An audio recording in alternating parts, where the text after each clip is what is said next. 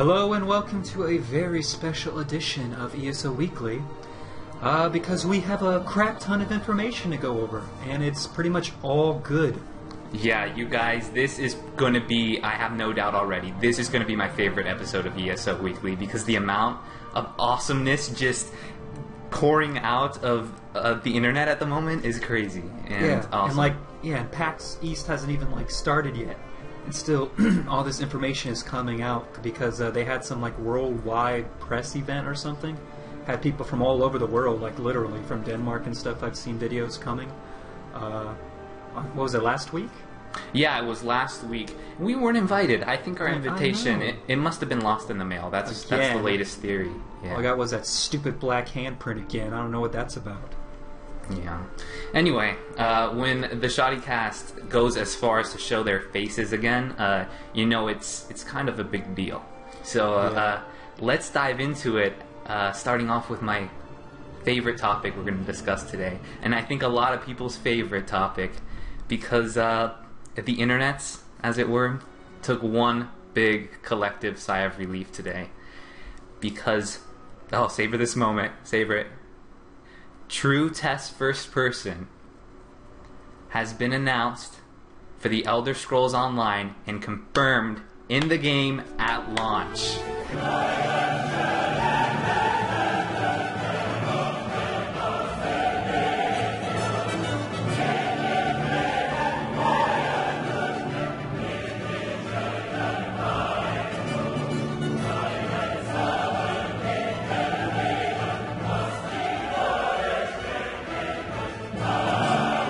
It's one small step for man, one giant leap for mankind. That's me blocking and casting fireballs. In case you didn't know. I was wondering what that was. Yeah, that was fireballs. I threw in an ice bolt somewhere in there. I don't think you caught it though, but that's okay. Yeah, guys, this is super exciting. So this is an interview. Or not an interview, but just an article on Destructoid, who got the privilege to go ahead and test the game this past week, and here's a direct quote from them. I was able to test out the fairly underwhelming first-person mode at a preview event last week, which, as previously reported, didn't feature arms, weapons, or full functionality, noting that including this feature would sell the game to a much larger audience. They responded with a smile. We have something to show you later, they said.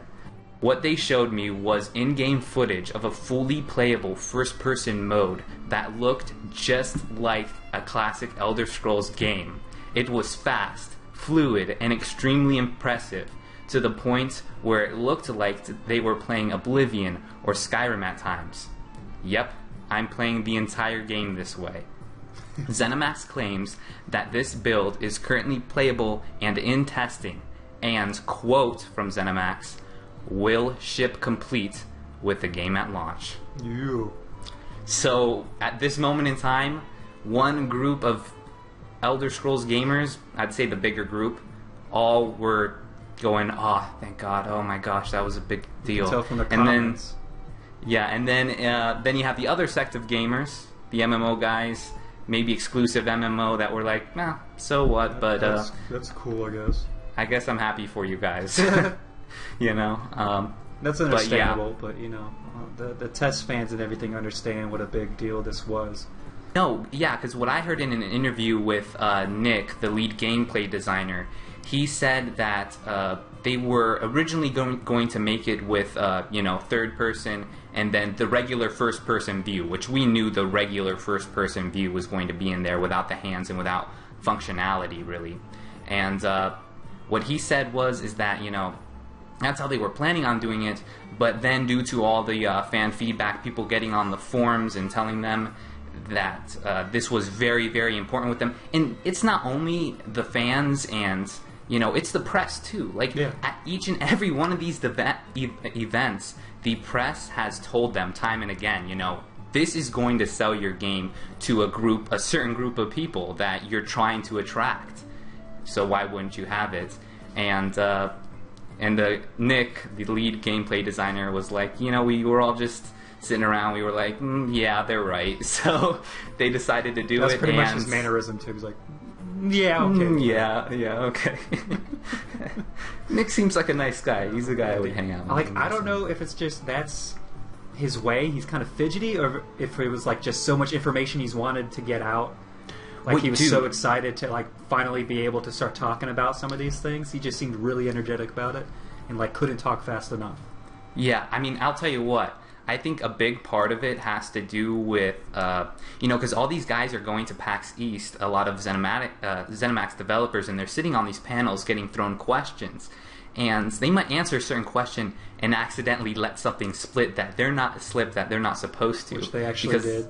Which they actually did, Then I feel bad for them, because here they are wanting to talk about their game, getting people excited for it, and they can't say certain things that they want to. And, this is stuff they're used to talking about all the time, around the think tank at ZeniMax Studios. But, yeah, anyway, guys, this first person, I know there's a group of you who just don't give a crap, and that's fine, That's, there's definitely those groups out there that...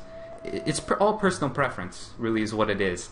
But I can tell you now that a lot of old school TES fans, their excitometer just shot up at least 20 points, Yeah. Because I'll admit it, after we did that first person video where we were talking about how it's not going to be anymore, my excitement for the Elder Scrolls on a scale from 1 to 10 used to be like 9 or a 10. It dropped down to at least a 6 or a 5. It was a big deal. You cried like a little baby. I cried like a little bitch. I did. I did. But apparently, I can't remember which article it was, but they were saying like it seemed so much like Skyrim. They actually thought it was just playthrough from Skyrim, like they were trying to trick them or something. But then the one person that was showing them was saying, "No, I had just recorded this last weekend." So, from ESO. So that's how comparable it is to Skyrim when it comes to first person. So that's exciting stuff to know that they've put that much time and effort into it. If it's true or not that they had been working on it the whole time, or if they had just in the past few months started doing it because of all the feedback they got. Some of that sort of due to us kind of harping on it a little bit. Sorry about that, ZeniMax. And yeah. Don't apologize. I don't apologize for a second for that video, man. Hey, if it helped get the job done. Yeah, when a game is still in development like this, and you have a say to change things, why wouldn't you? Yeah. You definitely, it's all constructive. You want the game to succeed, and if this is one thing that will help it succeed, and something that's easy to add, they said themselves in an article that it would be an easy feature to add that wouldn't require any rebalancing of systems or anything like that. All the fans were saying, well, why wouldn't you do that? Why wouldn't you go out? Probably ended up being a little harder than they had thought originally, but the point is, they're getting it done. It'll be out at launch, according to them, their words. It'll be in the box. It will go in the box, and they didn't announce any, because there were some people out there that were thinking that possibly this would delay the game, like it was such a big feature that it would push the release date back or anything. No, nothing like that. Apparently it's working already, so they probably got some touch-ups to do, and it'll be set. But yeah, it's definitely a big plus to a lot of people, and it's going to sell this game to a lot more people now that we're kind of leery about it. Oh yeah, you especially excited the RPG crowd, because I'll tell you what, just picture it now. You're in the forest, stalking a deer, you're in first person mode. You pull out your bow and arrow, and you hear the U bow kind of creak a bit as you draw the bow. Oh god, I'm loving this. I'm loving it. Is that the sound it makes when the string lets go? Something like that, yeah, pretty close. But, oh man, this is a big win, and it's a big win for everyone involved. Yeah. It's a big win for ZeniMax, because they're going to end up selling more games. And it's a big win for the fans. Say, we need to give it to ZeniMax, not to like kiss ass or anything, but a lot of developers out there just don't care what the people who are going to end up buying their game, they don't care what they think. And so they won't change things. They're set in what they're going to do, and that's how they're going to do it.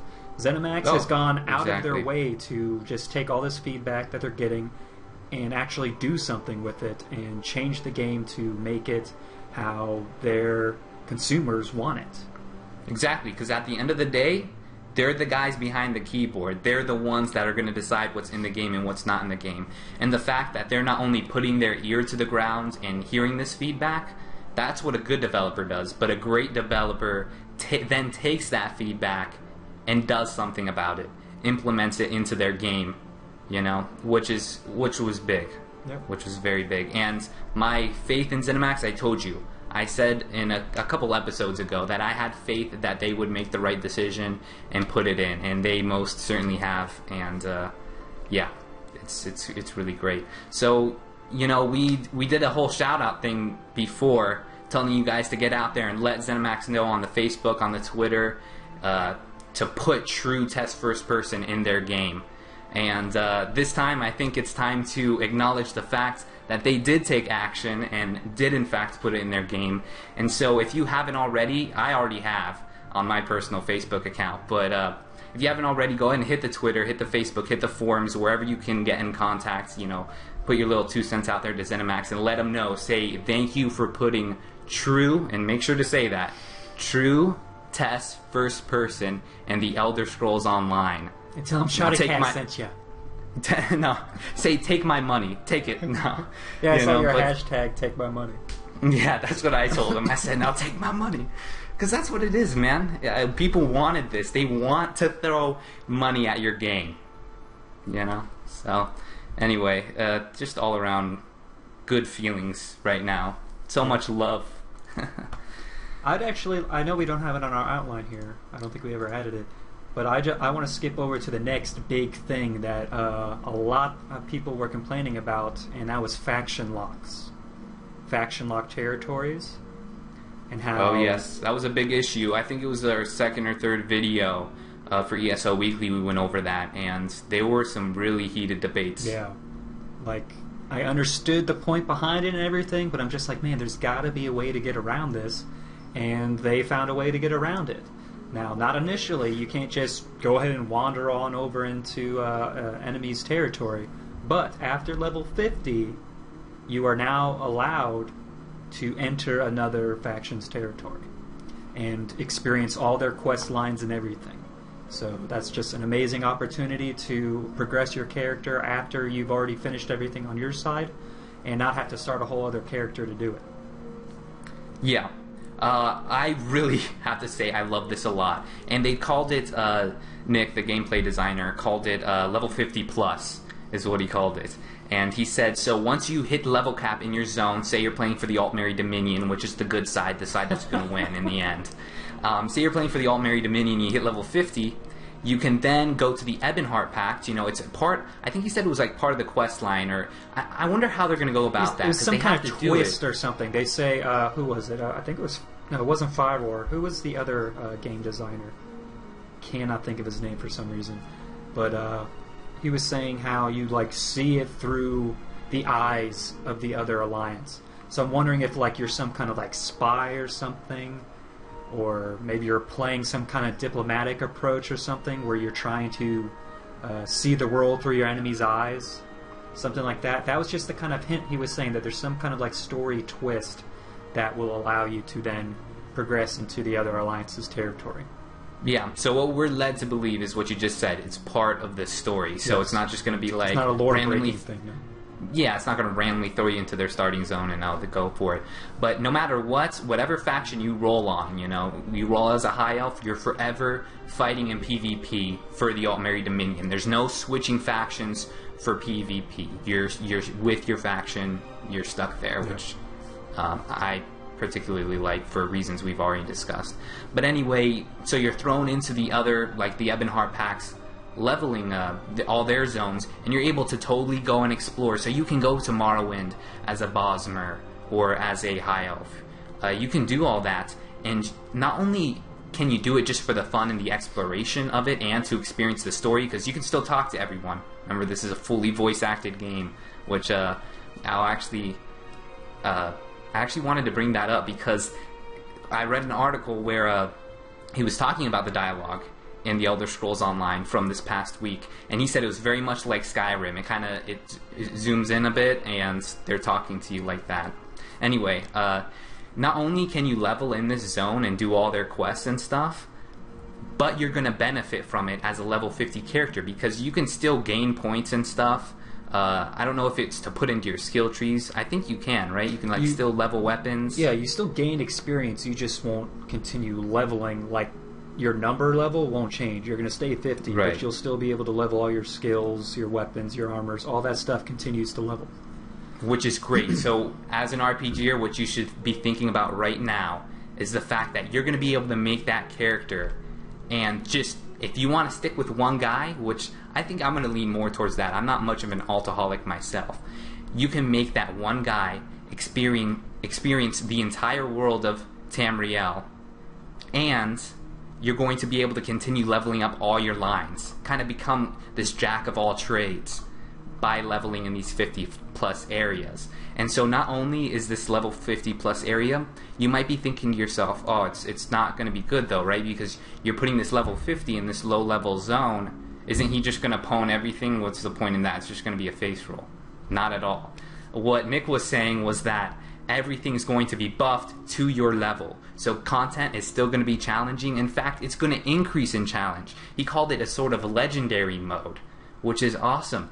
All the things that you kill too and all the quest rewards you're going to get, they're also going to improve and be better.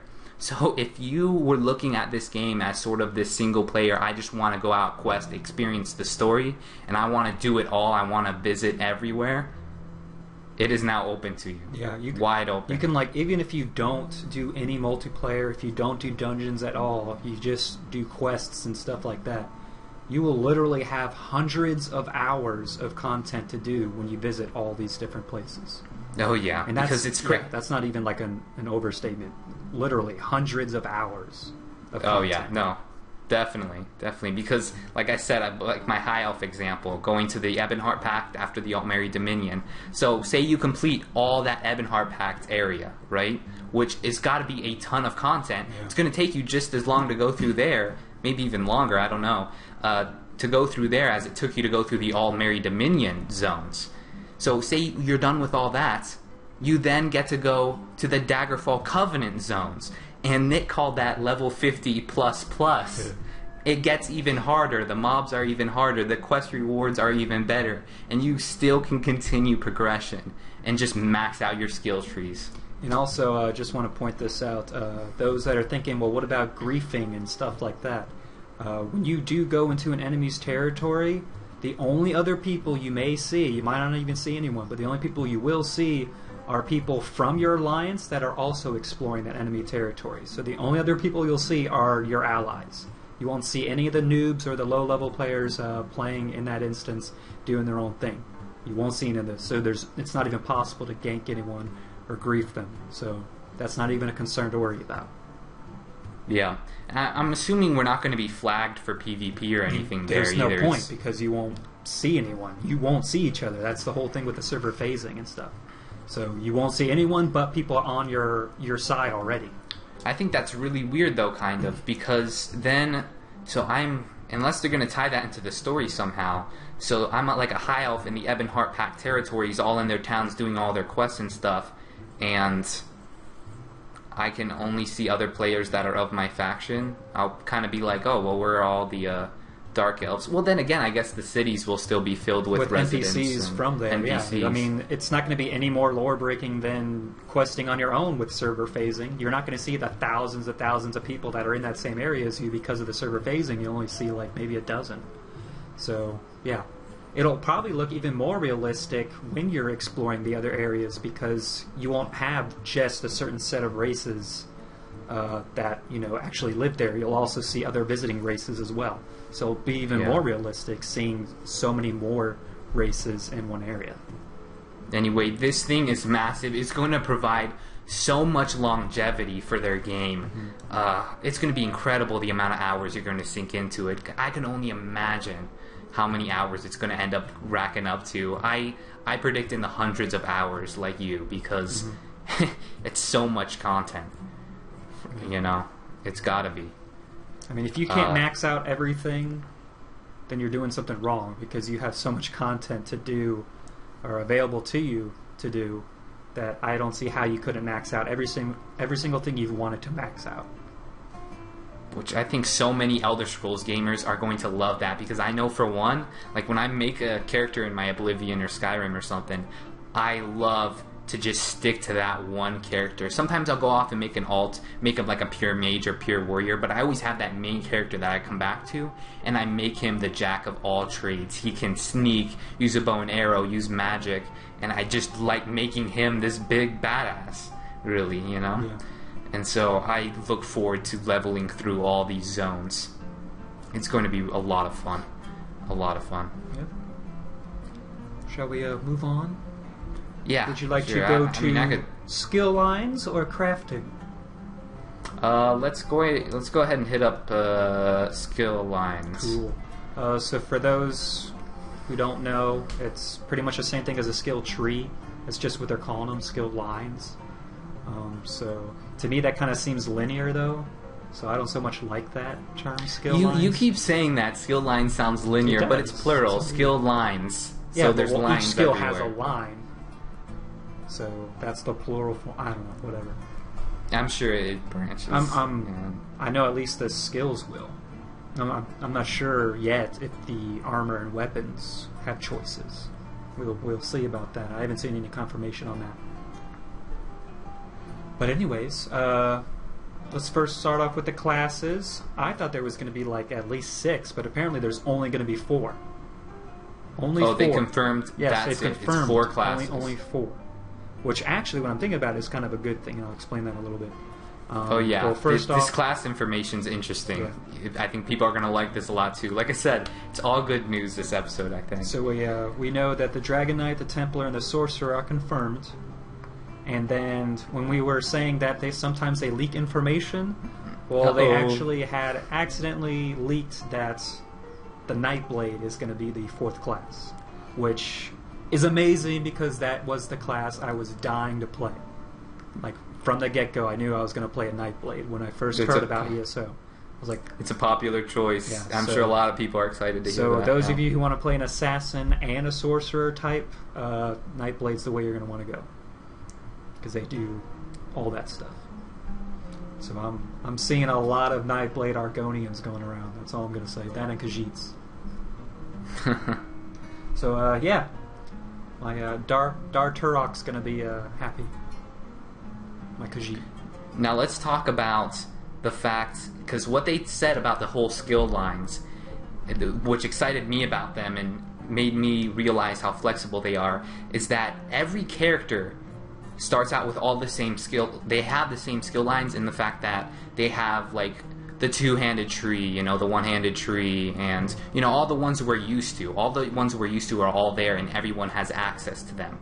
And the only thing the classes do is they add extra special trees that are just inherent to that class. So only that class has access to that tree. And really, there's only like 3 of them that are inherent to the class, apparently. Right. That's what we hear. Like, they gave us an example of the Sorcerer. Okay, so every single class is going to have 6 trees, 6 weapon trees.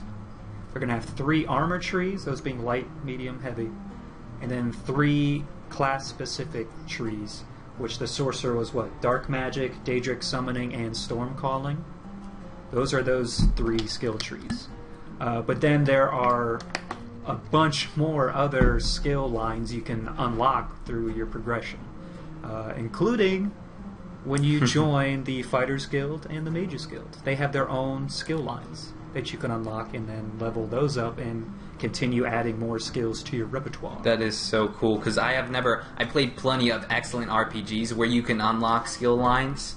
Skyrim being one of them. You have the whole werewolf skill line, and then you have the vampirism one too. Well, they embrace that in the Elder Scrolls Online, and so through your gameplay, you get to unlock even more options, which is so cool. Oh, and by the way, like, what can I say now? Vampirism and lycanthropy, werewolves, those are both going to be in the game, and they are going to be their own skill lines. They haven't gone into details as to what those will be, the skills themselves, but they will be in the game. Oh, you know what we want? Vampire Lord, man. Yeah. Vampire Lord, and I want to be a werewolf. My kind of belief is that it's going to be either a skill or an ultimate ability to temporarily shapeshift into either a vampire lord or a werewolf. I'm thinking it's going to be an ultimate, though. Probably like maybe 30 seconds or something, you get some kind of buff to it or something. I don't know. Yeah, and other MMOs have done that. You know, we have World of Warcraft where you can be a warlock and turn into, I forget the name of the skill, but you could turn into this demon-looking shadowy figure for a certain amount of time, and you're super buff. Guild Wars 2 also had that with the Necromancer, Kyle. What was that called? Wait, what was this? Guild Wars 2?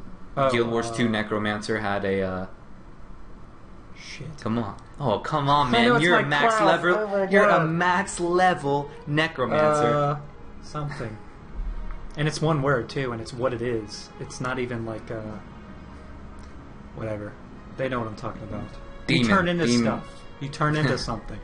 Yeah, so I could easily... Lich form? No, wait, that's World of Warcraft, isn't it? I don't know. There's liches in World of Warcraft. They know what we're talking about. You can transform.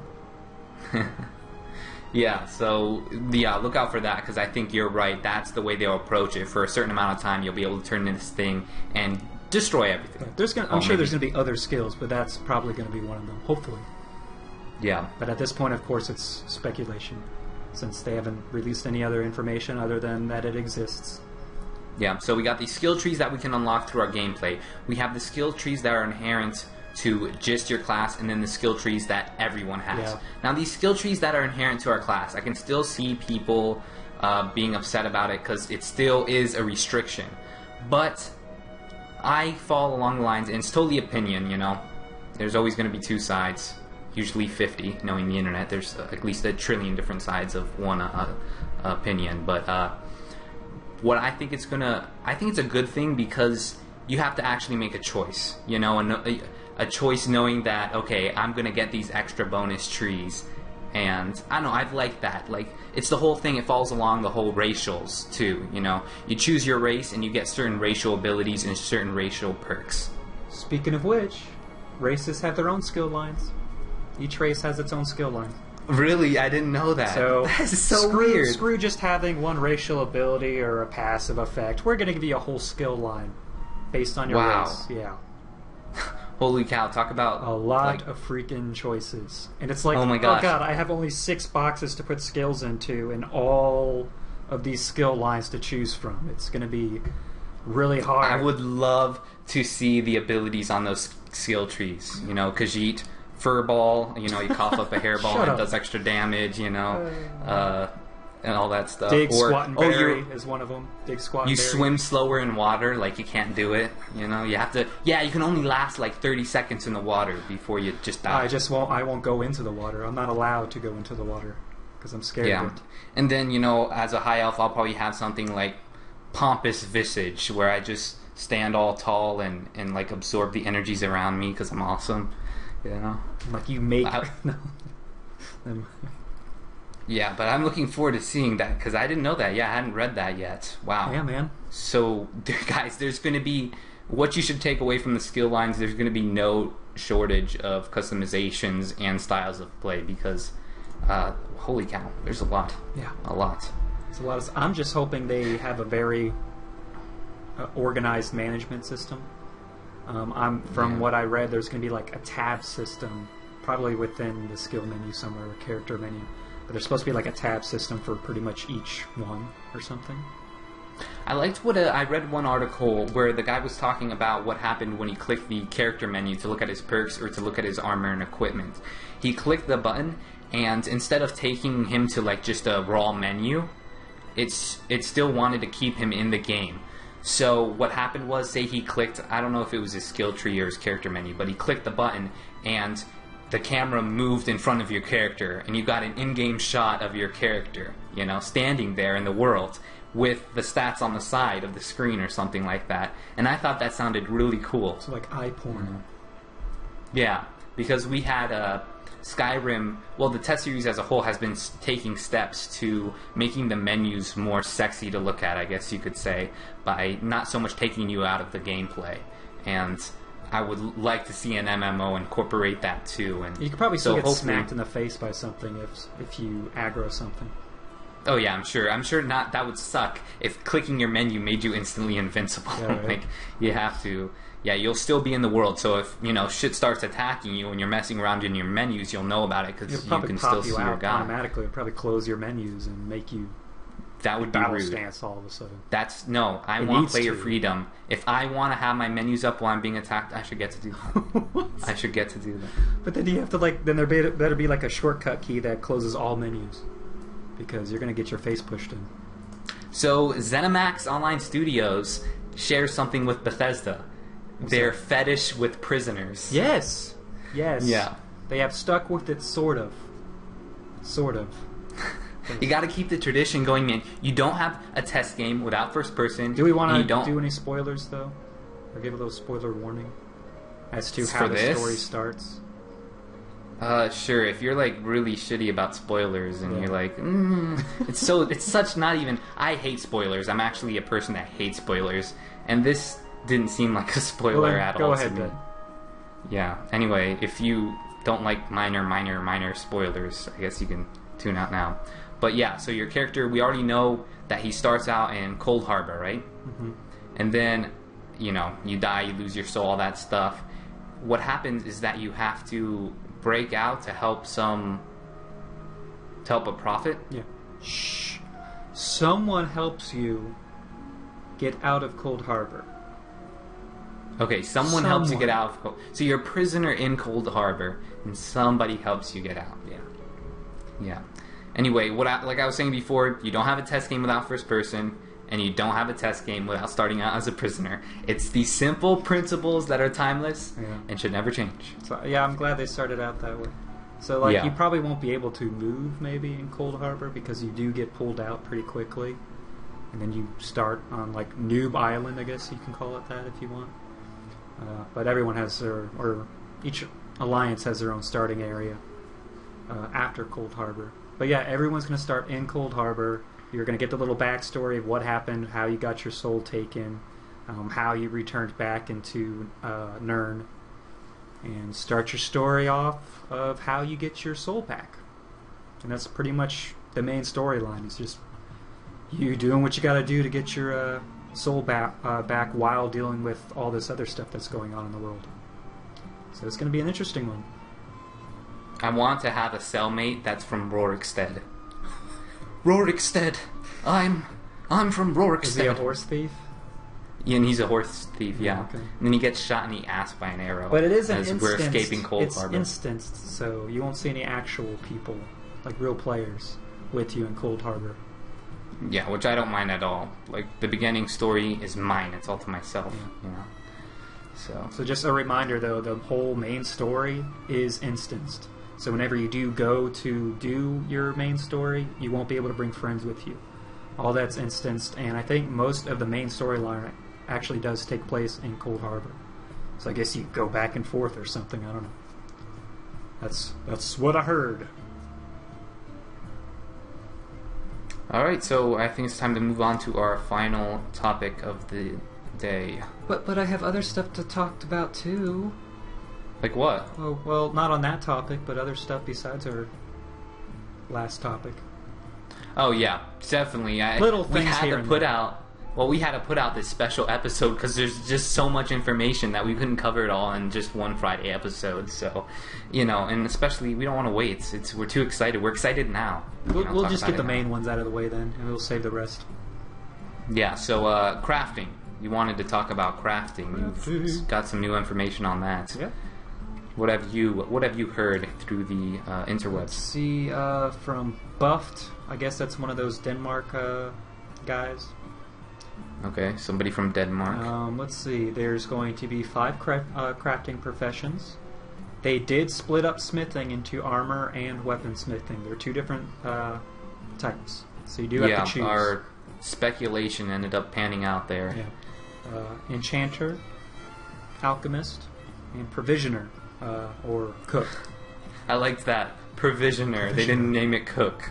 Cook is too degrading, that's just... It could be anyone, but provisioner. Yeah. It's classy. Yeah. So, yes, they were kind of giving a little example of how it works. They said, say you get 1,000 points to put into a craft or whatever, or into any crafting. You have 1,000 points to spend however you want, but it takes like 800 points to max out one of the crafting professions. So that means you can either choose to max out just one and then put those remainder 200 points into other stuff, or you can be like a jack of all trades and put 200 points into each of them. And so obviously you won't be able to max out all of them. You'll be able to do a little bit of all, or choose one to max out. Again, lovers of freedom and choice are going to love that. And hate it. I mean, yeah, oh, well, I want to max out all of them. Well, I want to be God in my game and destroy everything I ever come across and, have the best armor and alchemy and enchants. No, there's got to be obviously balancing systems in place. But the fact that, trust me guys, like, if you've played MMOs in the past, you know that they limit you crafting-wise, big time. Sometimes you're only able to choose one profession, other times two. They might open it up to 3. But here in the Elder Scrolls Online, we're going to get the choice to use all of them. And always have them, which is, that's freedom, man. I like that. So have you read any more into it? Are you interested in one over the other? I haven't read into, do they have any specific information on like the armorsmith, weaponsmith, and stuff like that? Not so much directly, but there is more information on the crafting professions as a whole.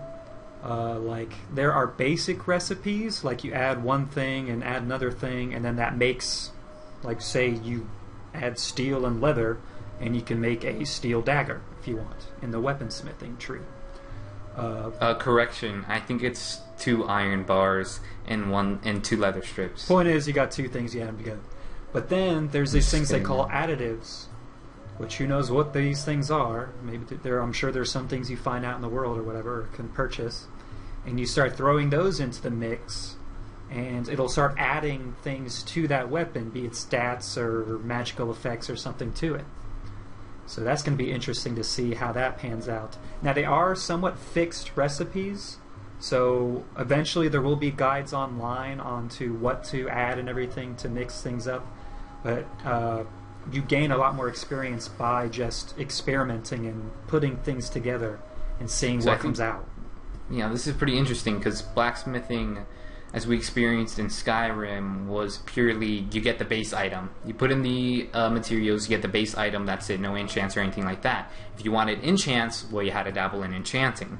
But what you're telling me is that the armorsmith just alone will be able to make certain weapons with stats on them and won't depend on enchanting to... Well, not saying that you couldn't enchant them as well, because otherwise why would there be an enchanting profession? Right.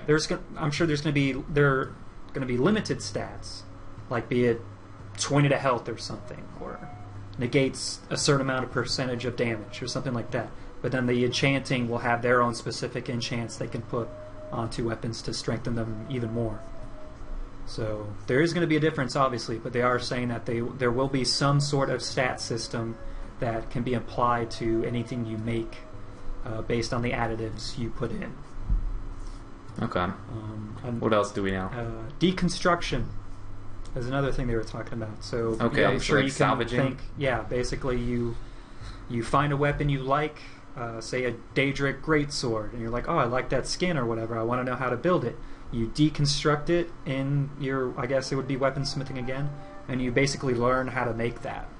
And also you break it down into its components, so you've got those components as well to use again. Yeah, so that's common in MMOs now, and it wasn't seen in Skyrim unless you downloaded mods. Yep. So, good addition. I like that one too. And of course, they did confirm that crafting stuff will be on par with stuff you can find in dungeons and PvP. Yep. So I'm telling you, I think this is going to be the favorite video of all the single players out there that are going to play the Elder Scrolls Online, and they know that social element's going to be there, but they're going to approach it more soloable. And to know that they can not only craft items to make them as powerful as powerful raiding gear and stuff like that, so they're going to be able to keep up that way, but also the whole leveling thing we were talking about before, where they're gonna have the real benefit of just maxing out their character in every possible respect. And you can do that totally alone and by yourself. And I will even say crafting actually has a leg up on just doing dungeons and stuff, because if you do find a sword you like in the dungeon, or a friend finds one that you like and he gives it to you or whatever, or you buy it on an auction house or something, however you get that, you can then break that down and start making that weapon that you found in a dungeon. So that's another thing that kind of gives a leg up by doing crafting. So crafting is going to be a huge thing in this game, and the fact that they limit it to where you can only max out one is going to really help the economy. Because if everyone can make anything, then why would anyone purchase something?